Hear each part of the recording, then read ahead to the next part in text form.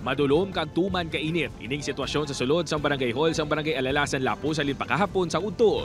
Ini matapos ginutod sang more power ang supply sang kuryente sa Barangay Hall, Health Center, Daycare Center kag Tanod Outpost sang barangay. Ang rason, ang 686,000 pesos nga utang sang barangay sa bill sang kuryente halin pa sang 2023. 528,000 pesos diri ang penalty tungod na tukiban nga naga-illegal tapping kag wala sang kontador ang barangay.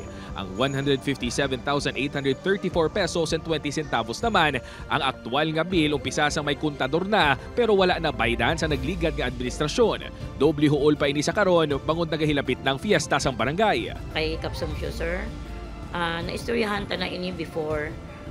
May ara ka nga ginhambal nga tani mabayad ka man, galing wala ka nagdaog. Pero hindi tani ina mo ang rason. Kay may annual budget ka man, tani ginatagan mo ina sang ginatagan mo tani ina sang igtulog pangod. Sa masobra 157,000 nga aktual nga bill nga ginapabayaran sa barangay, 95,000 pesos nga disbursement voucher halin sa City Accounting Office ang ginhatag sang barangay sa more power. Ang penalty, sir, hindi na magbayad ang city. Pero hindi nga, sir, nga sila nga mabayad ang city kundi kwaon sa budget namon, sir, nga subong administration.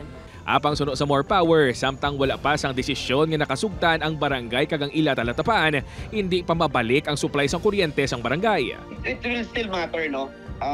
Kung ano man yung maging satisfactory. Kasi kung hindi makasettle ng certain arrangement, then we will still, unfortunately, will be forced to hold pa rin yung reconnection. No? Nagapati naman ang pila ka mga residente nga dapat bayaran ni Anay Punong Barangay Mariconsumpio ang utang.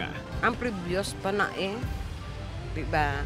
Kaya ang bago yung administrasyon niya, balik sa salon na nila. Apang pagklaro ni Engineer sa Portesa, wala ginalantaw sang more power kung kay sino ang administrasyon ang wala mabayran nga penalty kag bill sang kuryente, kundi kung kay sino nakapangalan na koneksyon. We're focused on the account, no? Ang sinasabi natin, may utang si account ngayon, so nag-impose tayo ng disconnection para ma-enforce natin yung ating collection, no? Yung mga pagkakautangan. Bangod sa ginakabig ni Punong Barangay Ladiet nga huol nga gintugas ang Anay Punong Barangay, plano nila nga pasabton si Anay Punong Barangay Supyo. Balikan si sir namon kay tiperwisyo kitang ginubraya sa amin. Gintinguan sa news team mamako ang bahin sang Anay Punong Barangay, apang wala ini nagatubang sa news team.